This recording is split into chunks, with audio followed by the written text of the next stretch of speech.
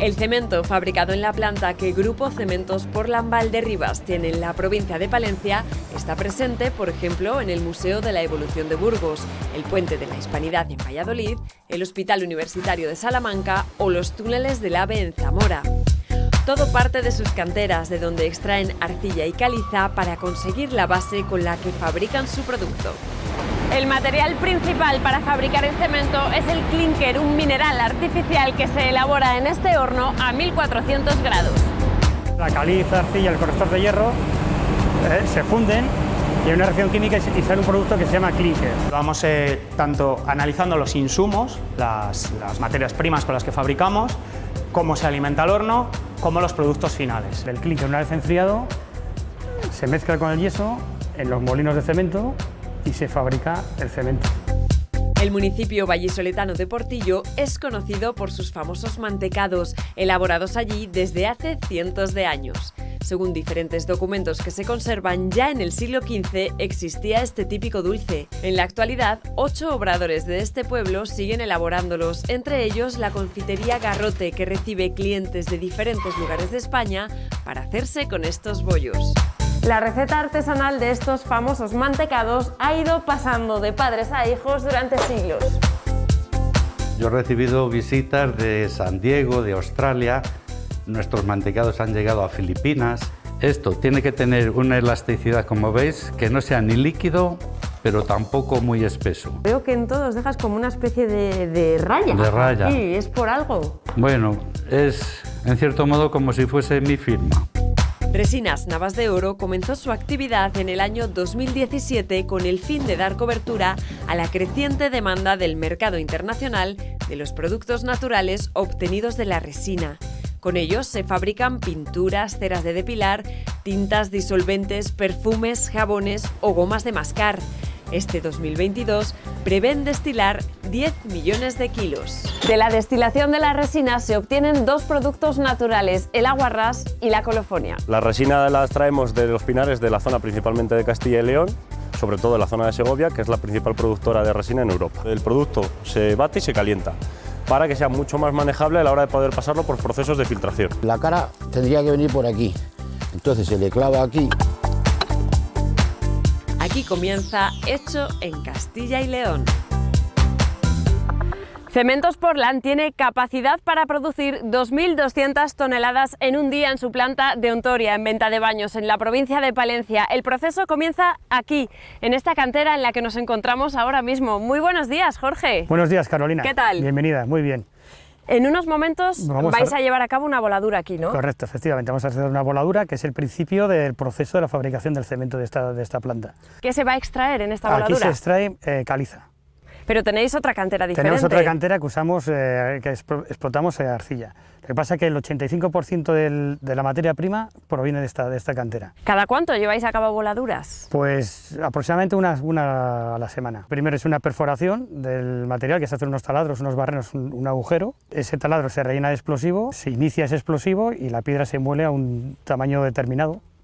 Y a partir de ahí pues ya se inicia el proceso, que es el arranque con la carga con una retroexcavadora en dúmperes y se lleva a la planta que está en la propia cantera para triturarlo. ¿Más o menos cuánto material sacáis de cada voladura o depende? ¿No tiene...? Depende, pero aproximadamente entre 25.000 y 40.000 toneladas. Esta cantera está conectada directamente mediante una cinta transportadora con la planta de fabricación en sí, ¿no? Eso es. Nosotros, una vez que el material está cargado en los camiones, para facilitar el transporte a fábrica mediante la cinta transportadora, se muele en un molino y por una cinta de 5 kilómetros de longitud de un solo tramo se lleva a un parque de prehomogenización que está ya en las instalaciones de fábrica. Y una vez que lleváis a cabo las voladuras, ¿hacéis algo en el terreno o lo dejáis tal cual queda? No, una vez que está explotado y agotado el yacimiento, no el yacimiento, agotado el recurso en esa parte del yacimiento, lo que hacemos es restaurar. Para restaurar lo que hacemos es que llenamos parcialmente el hueco explotado con los materiales menos válidos, que son menos aptos para la fabricación del clinker. Lo echamos luego una capa de tierra vegetal que previamente le hemos acopiado y retirado, y luego sembramos y plantamos.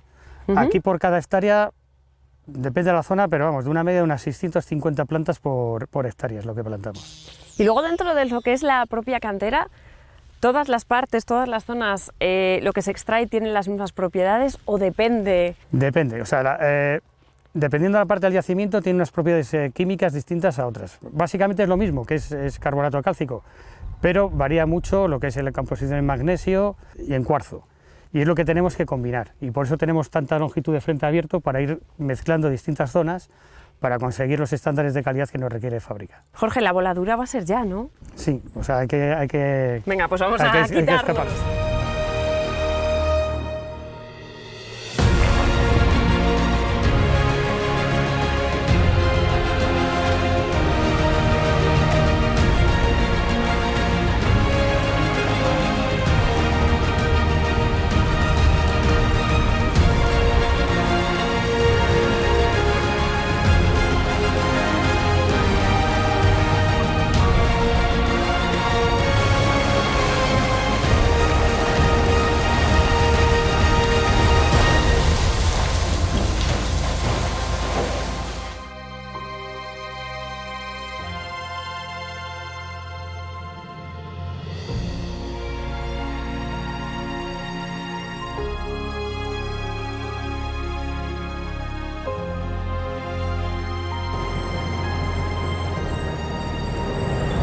Jorge, ¿dónde nos encontramos ahora? Aquí nos encontramos ahora en el parque de Preomo, que es el material una vez que se ha molido en la cantera. Ajá. Y es transportado hasta aquí por la cinta esta larga que hemos hablado antes. Sí. Aquí lo acopiamos y se hace una primera prehomogenización, que ves que se hace un montón, que se hace Este de aquí, que se hace longitudinalmente, Sí.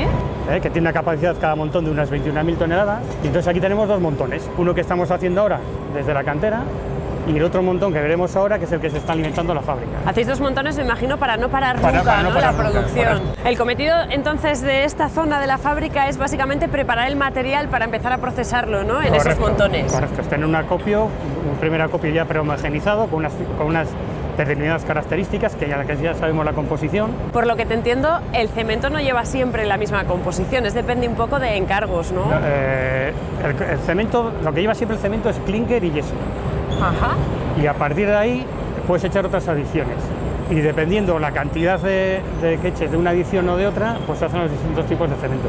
Veo, Jorge, que aquí ya a nuestro lado hay algo que se está moviendo. Supongo que este es el montón que estáis utilizando ahora, Correcto, ¿no? este es el montón ahora del que se está alimentando la fábrica. La máquina esta que hay aquí, que es un poco aparatosa, lo llamamos extractor.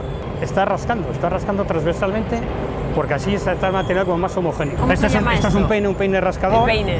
Y lo que hace es que está rascando el material, el montón ese, hace que caiga al suelo, con unos cangilones que van ahí a ras del suelo, van arrastrando ese material que cae y lo lleva a una cinta, aquí está al otro cinta lado. hacia allá. Todo aquí se mueve a base de cintas, Todo ¿no? a base Por de lo que cintas. veo, todo Todo a tiene base de cintas. cintas. ¿Cuánto tiempo os dura un montón de estos tan grandes? Pues un montón de estos dura unos 7 días y nosotros tardamos en hacer un montón de estos pues unos 5 días.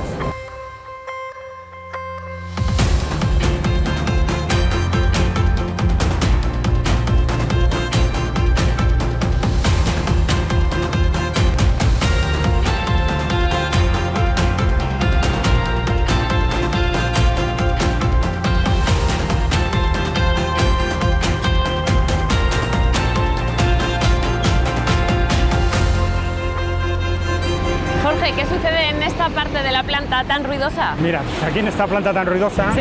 es el edificio de moliendo de crudo. Lo que hacemos es que el material que hemos visto que estaba en la otra nave, en el Sí. prehomo, lo traemos hasta aquí y lo secamos para quitarle la humedad.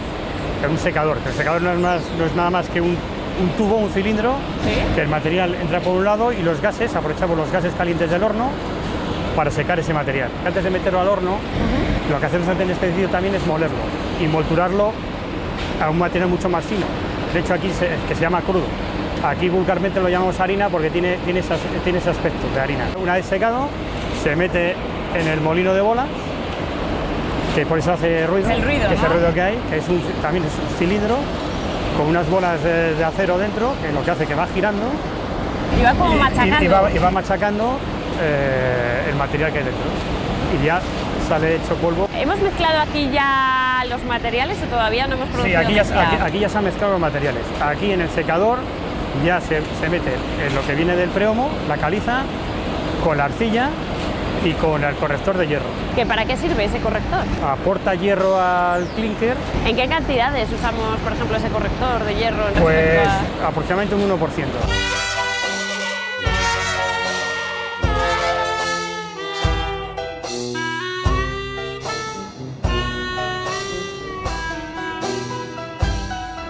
Jorge, estamos delante de estas torres que son los hilos, ¿no? Sí, correcto. Esto se llama la torre de Dopol, que es una torre intercambiadora de calor.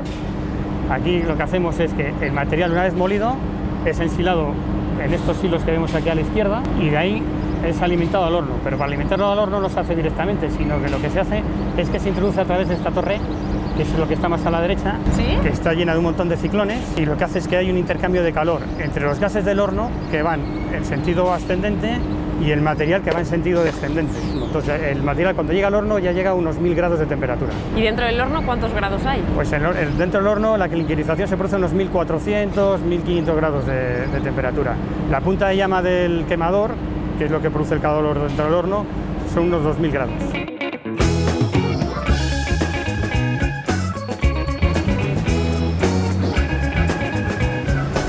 Jorge, este tubo que gira detrás de nosotros es el horno, no es como yo me lo imaginaba. Sí, pues este es el horno. Este es el horno que el material, una vez que se ha preparado en la torre intercambiadora de calor, es introducido en este horno, que le hace avanzar el material dentro del horno, porque va girando y tiene cierta inclinación. Ajá. Y lo que se produce aquí es una reacción química en la cual los componentes que hemos metido, la caliza, arcilla, el corrector de hierro, se funden, y hay una reacción química y sale un producto que se llama clinker. Que es ese clinker del que nos has estado hablando todo el correcto, rato. que es la base del cemento. Que es como una especie, no sé si está bien dicho, un mineral artificial. Correcto, es una artificial que no existe, como su propia palabra dice, no existe en la naturaleza. Entonces, lo que hacemos aquí es fabricar el clinker. El horno tiene una longitud de 60 metros, la clinkerización se produce a unos 1400 grados, y desde que entra por la boca de entrada hasta que sale en la salida, el material está unos 20 minutos en el horno. ¿Y este clinker del que hablamos sale en forma de piedras? ¿O? Sí, sale en forma de bolitas. Son unas bolitas de color negro grisáceo, que por eso el cemento tiene ese color, porque es un color gris. Que procede de ese clinker. Al final del horno, ese material que sale muy caliente, que sale a 1000 y pico grados, lo que se hace es que se le mete aire frío en mucha cantidad y se le enfría hasta 300 grados. Y de esta manera se forman las bolas. De esta forma se forman las bolas, sí. Claro, pues el material sale como una especie de goma, como si fuera un gel.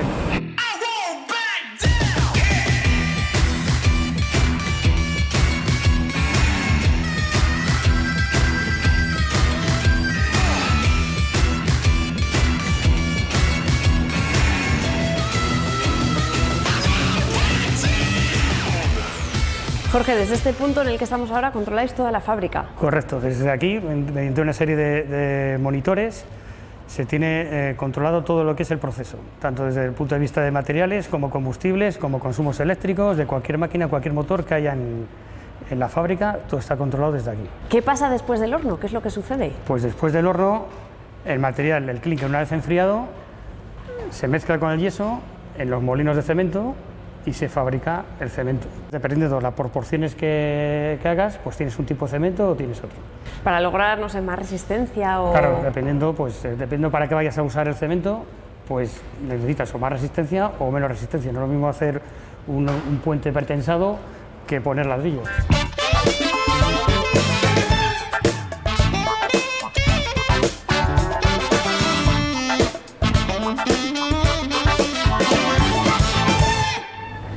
Hola, Javier.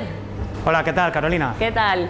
Oye, en esta zona del laboratorio se llevan a cabo una serie de procesos con un objetivo. Cuéntanos. Sí, bueno, pues mira, estáis en la parte de control de proceso, que es esta que veis aquí, en la que van llegando las muestras de los diferentes muestreadores de la fábrica. Ajá. Y vamos tanto analizando los insumos, las materias primas con las que fabricamos, cómo se alimenta el horno, como los productos finales. De una manera bastante sencilla. El robot lo que hace es, lo recibe en la receptora, lo muele para que tenga una finura dada en los molinos, que son estas máquinas que veis ahí, y los prensa en esta prensa y genera estas pequeñas, lo que nosotros llamamos pastillas, que es a partir de este anillo, rellenándolo con con la materia prima o el producto que queremos ya molido y prensado, y estas materias primas es las que analizamos en los equipos de rayos X. ¿Sí? Tenemos un equipo de fluorescencia que por excitación de los orbitales te da los componentes que tiene y su proporción, y luego un equipo de difracción que lo que ve son pues, las fases cristalinas, en las que vemos pues, la sílice cristalina, la cal libre y otros. Y vais comprobando el proceso de fabricación de manera continua, no es que se haga una vez al día o así como puede ser en otros procesos, sino aquí se hace continuamente. Aquí es continuo el saber lo que le metes al horno y al saber lo que sale del horno en todo momento, la calidad de los productos y también de los cementos que vamos fabricando. Durante una molienda de cemento se va cogiendo una muestra continua que va llegando ahí, el robot va haciendo estas pastillitas y viéndolo, pues cada media hora como máximo tienes un análisis completo de fluorescencia y de difracción de los cementos.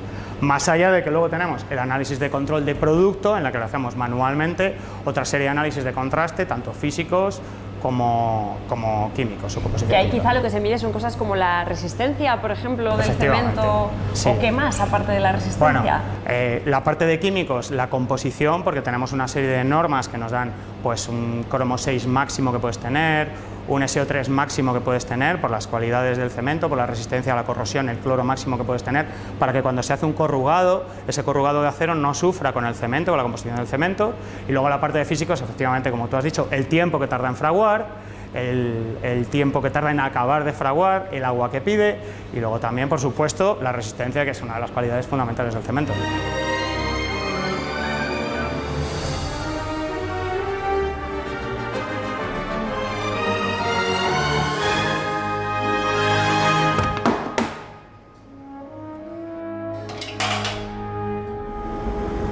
Jorge, ¿en qué formatos comercializáis el cemento? Pues bien, nosotros comercializamos el cemento a granel y ensacado en formatos en sacos de 25 y de 35 kilos.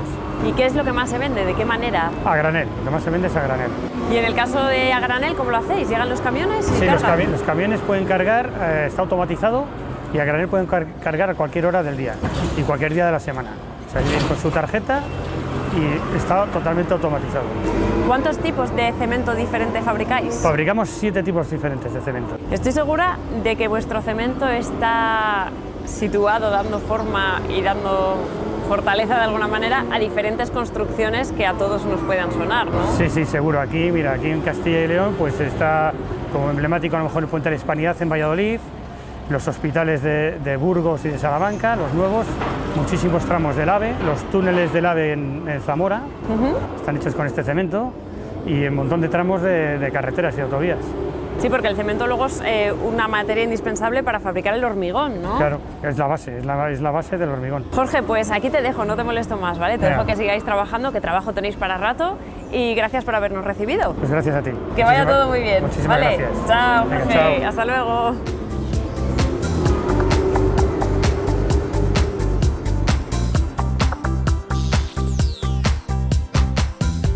En el archivo del Ayuntamiento de Valladolid se conservan unos documentos que atestiguan que ya en el año 1499 se elaboraban mantecados de Portillo en esta localidad vallisoletana. En la actualidad, diferentes confiterías como Confitería Garrote siguen fabricándolos siguiendo la misma receta centenaria.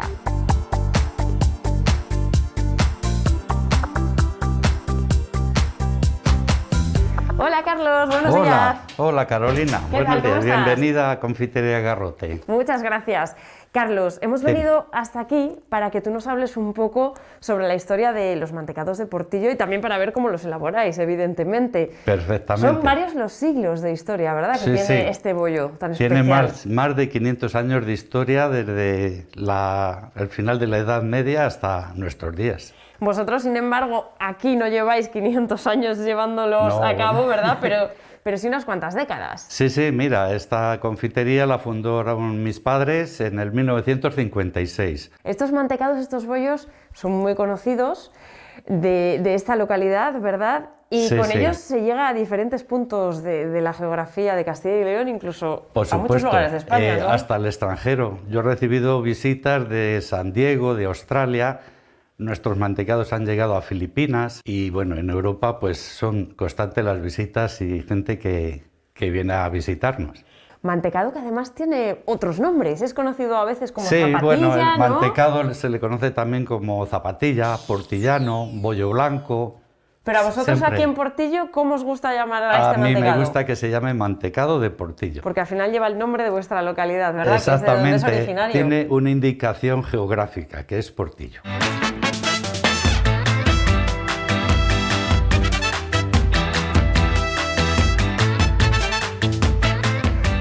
Carlos, aquí tenemos más o menos todo lo que vamos a necesitar para elaborar esos mantecados de Portillo, ¿no? Pues sí, tenemos aquí los ingredientes, si quieres te los voy enumerando. Claro, ¿qué tenemos? Mira, tenemos manteca de cerdo, Ajá.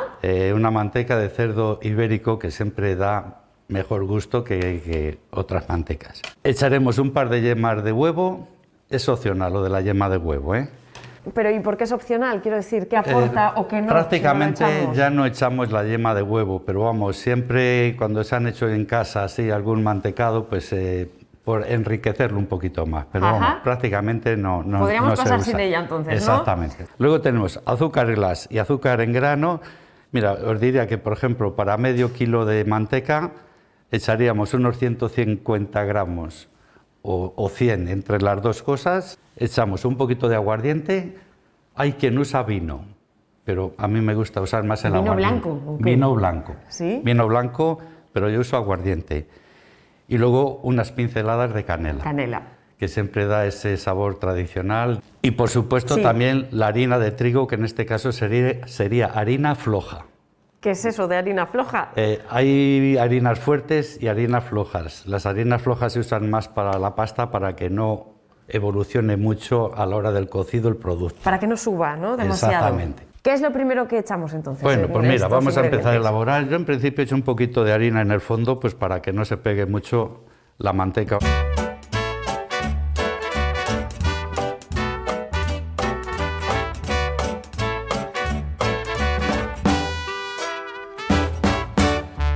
Esto que estamos preparando es a pequeña escala. Quiero decir, cuando Sí, sí. vosotros aquí elaboráis mantecados, lo hacéis con mucha más cantidad de ingredientes para que salga mucha más cantidad de Por mantecados, supuesto ¿no? que sí, yo esa pequeña escala, pues por si hay alguna voluntaria o voluntario que la quiera hacer en su casa. Ajá, ah, mira.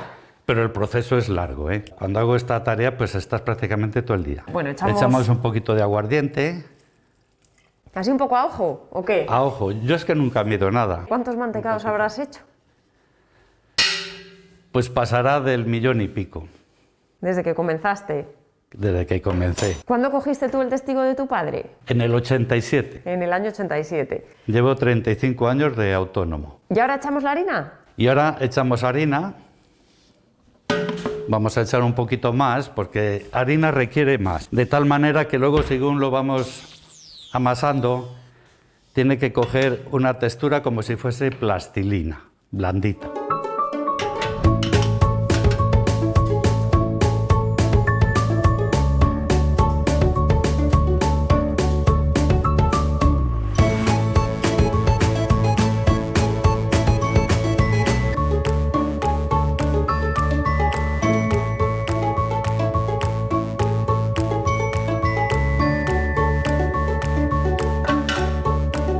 ¿Qué vamos a hacer ahora? ¿Ya tenemos la masa preparada? Pues sí, mira, como os dije, la textura tiene que ser así tipo plastilina, Ajá. de tal manera que no se pegue a los dedos, pero que esté blandita, ¿eh?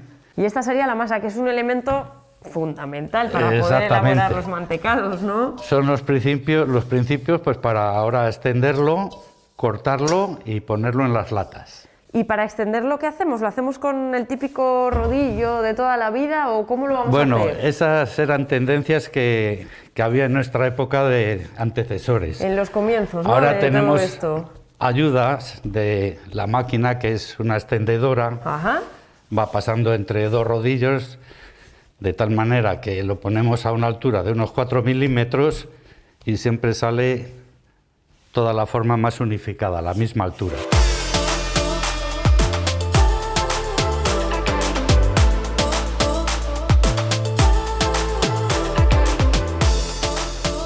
Son varios los establecimientos aquí en esta localidad de Ahora- Valladolid que realizan estos mantecados, ¿no? Ahora en la actualidad somos 8 fábricas, 8 confiterías las Ajá. que elaboramos el mantecado de Portillo. Y todos me imagino que llevaréis décadas funcionando, ¿no? Yo he llegado a conocer 16 confiterías. Ajá. Ahora hay justamente la mitad Porque ¿qué es lo que pasa? Que según va llegando la época de jubilación, se no van hay quien cerrando. coja el testigo, ¿verdad? Es una pena, Correcto. pero el negocio desaparece.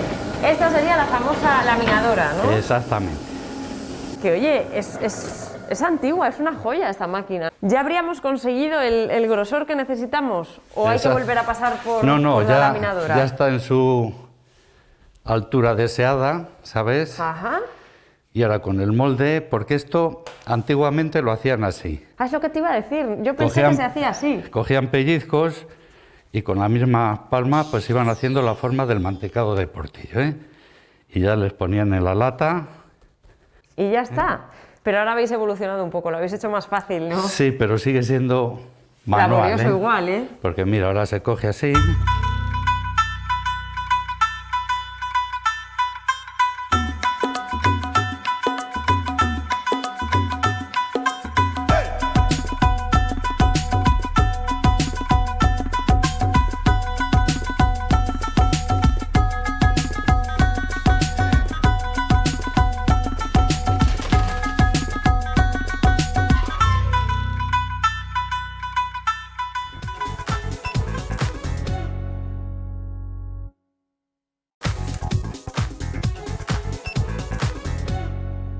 Después de su paso por el horno ya está frío esto, ¿no? Ya lo hemos dejado Pues sí, enfriar, ya podemos seguir ya está trabajando frío. con ello. Ahora empezamos la primera fase del bañado. Que se hace con esto que tienes preparado aquí, ¿qué es? Pues mira, esto es un baño tipo glacé, tipo merengue, ¿Sí? para que sea más conocido. Esto tiene que tener una elasticidad, como veis, que no sea ni líquido, pero tampoco muy espeso. Esto pues lo hacemos deshaciendo el azúcar con agua y un poquitín vinagre a calor. Cuando empieza a hervir, lo retiras, lo vuelcas en el perol, lo pones en la amasadora y vuelcas claras, la clara de huevo. Y a empezarse a batir, luego ya cada confitero buscará su textura. Ajá.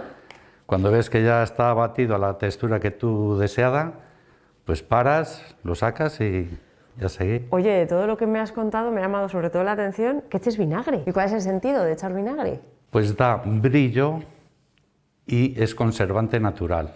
Ajá, Porque yo en no todos mis utilizáis otros productos no conservantes. uso ni conservantes ni colorantes. Como ya está frío, ahora ya cogemos el baño y empezaríamos a bañar por... Esto se llama bañar de asiento, ¿eh? Sería extender así, ¿eh? Ajá. Ah, que no lo bañamos entero. No, porque no podría secarlo entero en el horno. Se te pegaría en la lata. Entonces... O sea, trabajamos primero por una cara y luego el resto. Exactamente. Esto sería la primera fase, bañarlo por el asiento. El asiento que sería la parte de debajo, La parte por donde de va a abajo. apoyar después. Sí, bueno, es nuestra forma de denominar la fase, ¿no? Ajá. Es decir, ¿hay que bañar de asiento o hay que bañar de cara? Bañar de cara sería por el otro lado y los laterales. Cuéntame, ¿por qué sabemos que este bollo o esta pasta típica tiene tantos siglos? ¿En dónde encontramos documentación? Tengo entendido que en el archivo del Ayuntamiento de Valladolid, ¿no? ¿Qué es lo que se Exactamente. recoge allí? Dentro en el archivo del Ayuntamiento de Valladolid hay un apartado de 1499 que ya enumera a un dulcero de Portillo que llevaba los dulces. Entonces todavía no se les llamaba mantecados, no estaba denominado como mantecado, no se les reconocía como mantecado. Lo del mantecado de Portillo, que es como una indicación geográfica, Vino después. vino después. En el 1800 ya fue la época del máximo esplendor del mantecado de Portillo. Aunque luego también hay escritos anónimos de que lo hacían en algún convento y era un dulce para cristianos. En la época de la Reconquista, cuando entraron los musulmanes y tal, esto es un producto solo para cristianos, porque al llevar producto de cerdo no podían, por el tema de las religiones, no Sí, podían no podían los comerlo musulmanes, ellos. ¿no? Pero vamos, son escritos anónimos.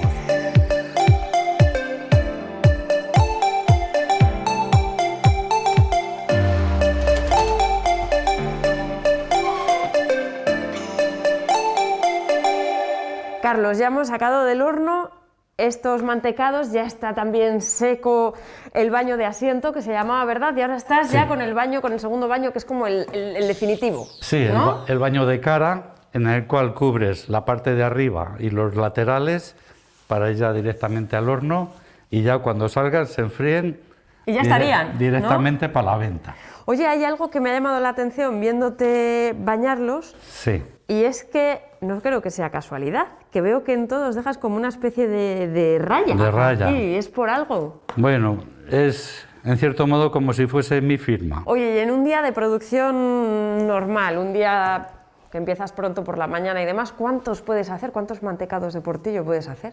Pues mira, el día que más producción hago de mantecado, pues unos 700 y pico mantecados. Y ahora, cuando terminemos de bañar todos, habría que volver a meterlos al horno otra vez en una temperatura inferior del primer cocido, Exactamente. ¿verdad? Porque, claro, si lo metiéramos a la misma temperatura que cocimos la masa, se nos va a volver a cocer la masa, ¿no? ¿O qué? No es que se cocería la masa, es que el blanco saldría amarillo tostado. Ah, se nos Porque estropearía. se quema, al se quema final. el baño porque tiene menos resistencia al calor que lo que es la masa interior que lleva manteca. I think you leave me.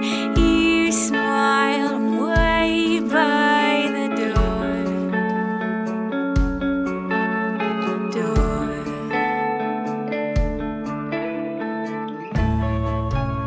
Mira, Carolina, Sí, dime. te voy a dar a probar una cosa, a ver si averiguas cuál es.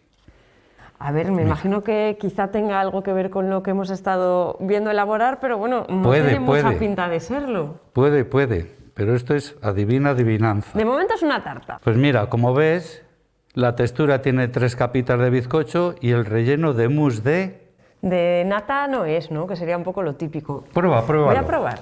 A ver, coger así un poquito para coger ese mousse que me dices y a ver, quitar mascarilla. Oye, está riquísimo. Y te voy a decir una ¿Qué te cosa. parece?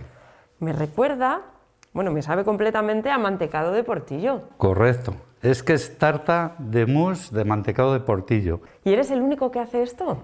Sí, el único aquí en Portillo, bueno, y fuera pues me imagino que no habrá imitaciones de esto. ¿Y te la piden de fuera de Bueno, la como provincia de Valladolid, también incluso lo de fuera de ven- Castilla y León? Como lo ven también en redes sociales y tal, pues me llaman desde Sevilla, me han llamado de Bilbao, de Alicante.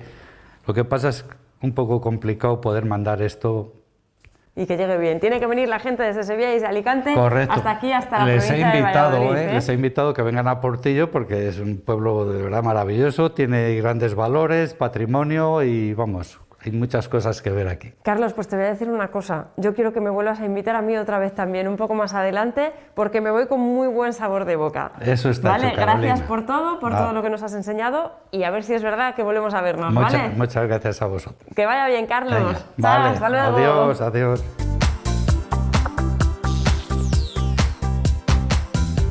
La provincia de Segovia es una de las zonas de Europa con mayor producción de resina en la actualidad. Resinas Navas de Oro es la empresa española de mayor volumen, llegando a destilar en la pasada campaña 10 millones de kilos.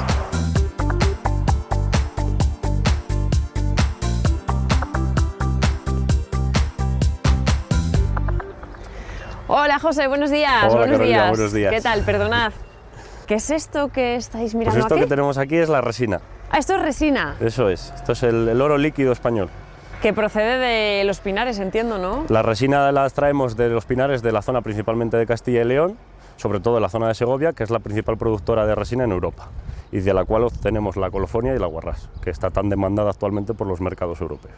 Vuestro trabajo precisamente es destilar esta resina que hasta aquí llega para obtener eso que nos comentas, ¿no? Eso es, de la destilación de la resina obtenemos la colofonia y el aguarrás. Que son dos productos que después se van a utilizar en otras industrias para llevar a cabo otros procesos productivos y producir cosas como qué. Se utilizan como materias primas para la elaboración tanto de cremas, de ceras depilatorias, tintas de impresión, pegamentos, goma de mascar, y son de origen ecológico, entonces son sustitutivos directos de los derivados del petróleo. Imagino que vuestro sector es un sector que cada vez está más en auge porque al final el petróleo, que sería un poco el sustitutivo de la resina, es algo finito, no va a haber petróleo para siempre y aparte esto es más natural, ¿no? Sí, actualmente estamos viviendo una situación de auge en los mercados, todos los precios de las materias primas han disparado después de la pandemia y a mayores la resina como sustitutivo de los derivados del petróleo cada vez está más en el alza, porque el mercado cada vez demanda más productos naturales y sobre todo el petróleo,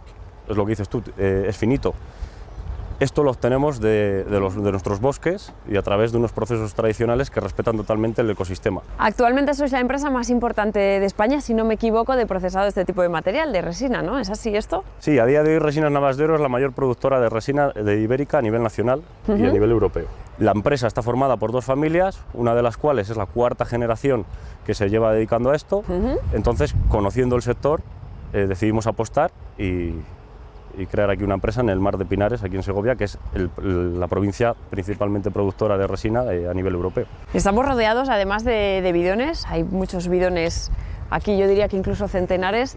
¿De dónde proceden? Una vez que van a los pinares vacíos, los resineros es donde envasan la resina y les devuelven otra vez aquí a la fábrica, donde se recepcionan, ya sea con los trasmedios a través de los tractores o de los camiones, o los propios resineros que los traen en sus remolques. Aquí se pesan y se revisan. Una vez que están pesados y revisados tanto el agua como las impurezas, estos se abonan a los resineros y ya pasamos a los procesos de la planta. Claro, porque hay que determinar, no todos estos bidones son iguales, unos tienen más agua, otros tienen más impurezas, ¿no? Y a la hora de pagar a esos resineros hay que calcular un poco el precio de la resina Al final, que viene, ¿no? la resina es un producto agrícola, un producto forestal, está en el campo, puede venir con impurezas, pues con roñas, con agua, entonces hay que revisarlo porque esto es un sector en el que se paga la resina al peso. ¿Cómo se paga ahora mismo? Actualmente el precio de la resina en nuestra empresa, Resinas Navas de Oro, está pagando unos 60 más IVA. Esto equivale que un resinero con unos 5.000 pinos, que suele ser una mata de pinos que puede trabajar perfectamente una sola persona, podría sacar una producción en torno a los 15.000, 20.000 kilos, lo que equivale, una vez que descuenta los gastos de pinares y materiales, unos 24.000 euros netos de beneficio por 10 meses de trabajo. El precio varía, me imagino, ¿no? Va El precio variando. cada año va variando, lo que pasa que ahora mismo actualmente estamos en el camino de una subida de precios que esperemos que se mantenga y que siga así. ¿Y el proceso de destilación de la resina es complejo? No, en sí es a través de un alambique, como si fuera el propio alcohol. Y si queréis pasamos a la planta y vemos. Venga, pues es lo que te iba a decir, que nos lo enseñes. Perfecto. Te sigo, venga.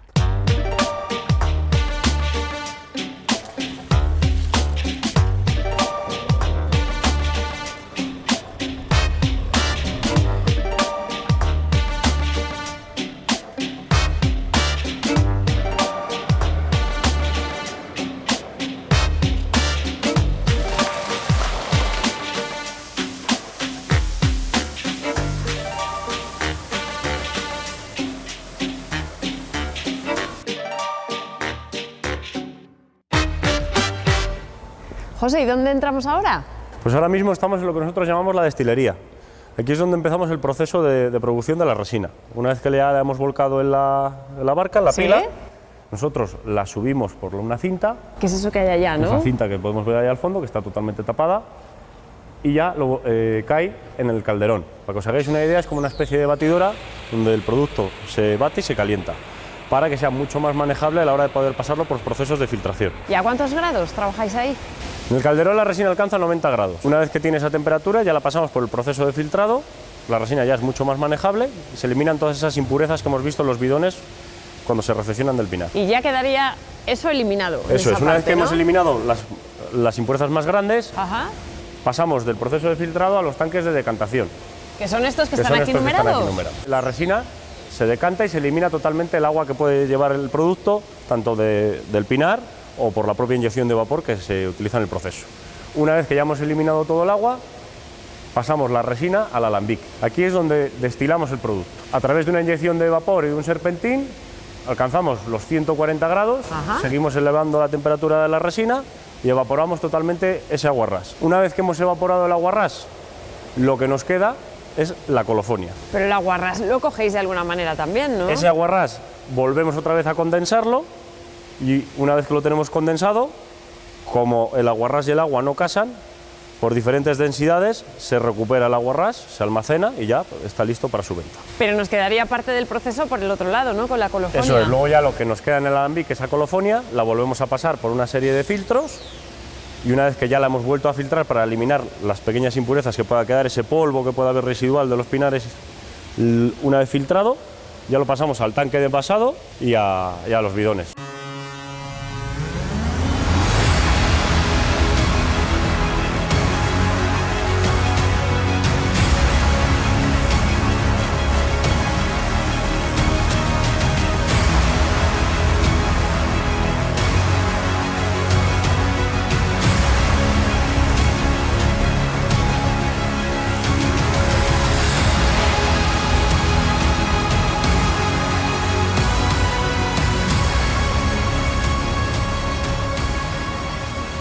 imagino que cuanto más puro todo el resultado de este proceso, mejor calidad, ¿no? Entiendo. Eso es, cuanto más clara sea la colofonia, mucha mejor calidad y se puede dar muchísimo más uso.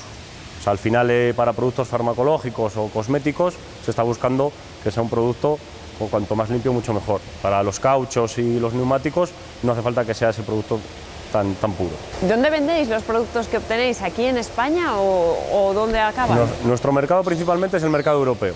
Toda Nosotros Europa. Vendemos principalmente fuera de España, también vendemos aquí a nivel nacional, pero el principal mercado nuestro es en Europa. ¿Algún país que destaque? Francia, Alemania, Holanda, en Portugal y luego fuera de Europa estamos vendiendo en México y en Estados Unidos.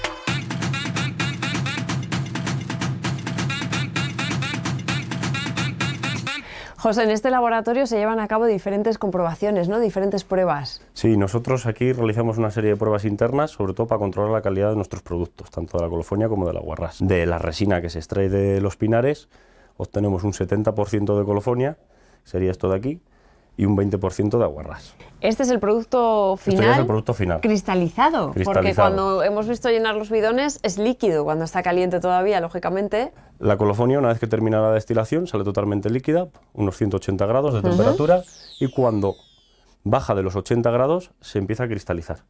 Entonces el producto se envasa al líquido, pero si baja de esa temperatura se cristaliza. Lo envasamos tanto en bidones como en camiones cisternas. Y lo que tienes al lado que es transparente es aguarrás. Y esto que vemos es el aguarrás, 100% puro, totalmente natural. Pero ¿y este sería el aguarrás que podemos comprar todos? No, ¿o este aguarrás que nosotros sacamos es 100% puro.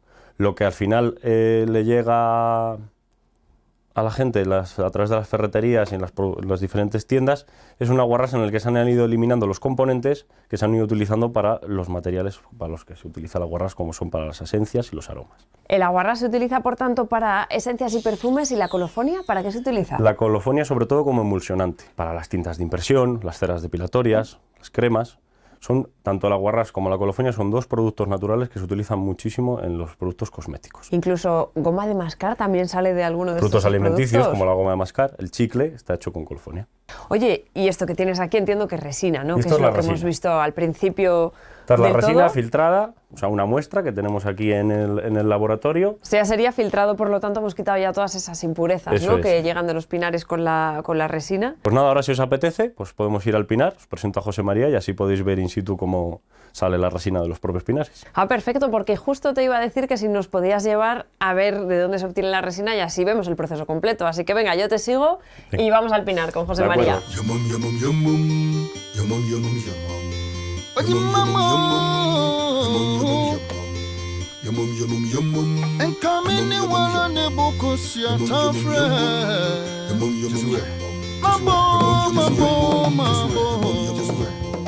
Hola, José María. Buenos días. ¿Qué tal? Bien, mira aquí. Trabajando, ¿no? A ver qué vamos a hacer. Me he acercado a este pinar precisamente para que nos muestres cómo es el proceso de obtención de la resina. Bueno, pues ¿Cómo se hace? Se hace, pues mira, ahora te voy a explicar. Sí. Esto lo primero que hay que hacer es quitar roña de aquí. Cuidado, no lo vas a hacer. Hay que quitar la corteza, por Sí, tanto, ¿no? lo que es la roña, la corteza es esto. Ah, la roña. Vale, Eso vale, lo pues roña. entonces queda aclarado. Está aclarado. Quitamos la roña Sí. porque si no sería imposible Sería obtener la imposible. resina, Hombre, ¿no? si hay, están inventando otros productos que salen con taladro, con roña. Pero Ajá. bueno, eso todavía aquí no ha llegado.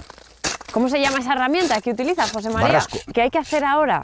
Ahora mismo, una vez que ya el pino se le ha quitado la roña, se coge la media luna, que es esto, ¿Sí? el mazo, que es un mazo, ¿Y qué hacemos con ello? pues mira, le vamos a ver, la cara tendría que venir por aquí.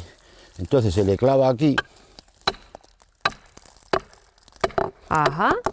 entonces se le coge una hojalata, que se llaman hojalatas, chapas, ¿Sí? se hace así, entonces se quita la media luna, Y se pone eso ahí, se Se introduce, pone ¿no? ahora. Dentro del pino. se coge una punta, esta, se hace así, ¿eh? ¿Y qué queremos conseguir con esa punta? Pues mire, Ah, mira, claro.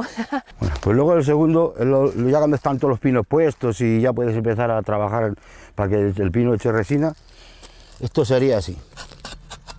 Entonces se le daría la pasta esta que tenemos, ¿Eso qué es? la pasta brasileña que se llama, ¿Pero para qué sirve? para que sangre el pino y eche la resina. Entonces luego se haría otra a los 17 días, así.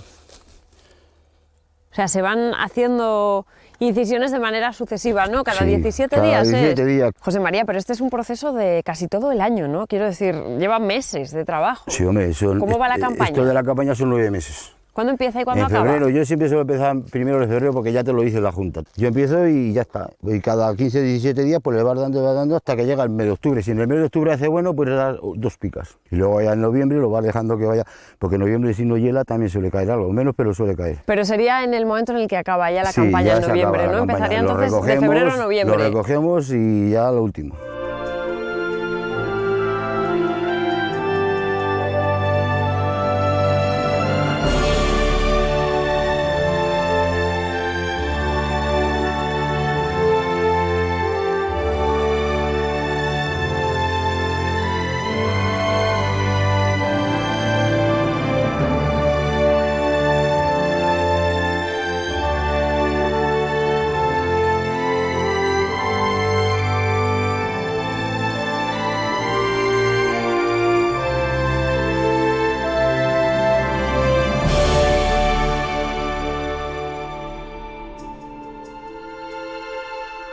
¿Cuánto tiempo tarda en llenarse uno de Un pote de estos estos, potes? pues mes y pico, ahora.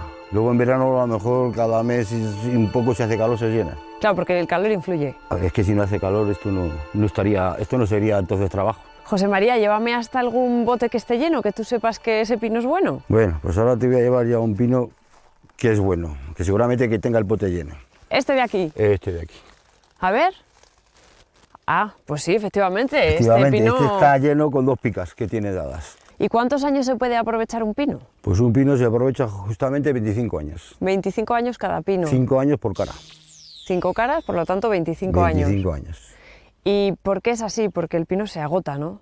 No, es que no hay más ya. Es que el pino no da más de 5 caras. El volumen que tiene el pino no te daría seguramente que más de 5 caras. Siempre se han hecho 5 caras por pino, porque aparte de eso, ya si te queda un cacho así, eso ya no te vale. Esto es una cara. Sí. Pues la siguiente cara hay que dejar un cacho así. No puedes pegar a la cara, a la otra. Tienes que dejar un repulgo. Y en cuanto a anchura del tronco, ¿hay alguna limitación o se Sí. puede trabajar con cualquiera? No se puede poner cualquier pino. Tiene que ser un pino que tenga como mínimo más de 30 o 40 centímetros de lo que es el pino. José María, ¿y qué es lo que tienes que hacer hoy? Pues mira, ahora te voy a seguir otra vez terroñando el pino para seguir trabajando y seguir poniendo el pino. Pues yo no te voy a molestar más entonces, ¿vale? Te voy a Bueno. dejar que sigas trabajando y te agradezco mucho todo lo que nos has enseñado. Vale, pues no pasa nada, no se preocupe que aquí se está muy bien. Vendremos a verte en el futuro porque, como bien dices, es un sitio muy agradable para estar Sí, un rato, se ¿eh? está bien, hombre, no se está mal. Y además corre el aire que está bien, así que muy bien. José María, pues venga, a continuar. Pues que muchas vaya gracias. bien. Hasta luego. Sigo trabajando. Chao. Hasta luego.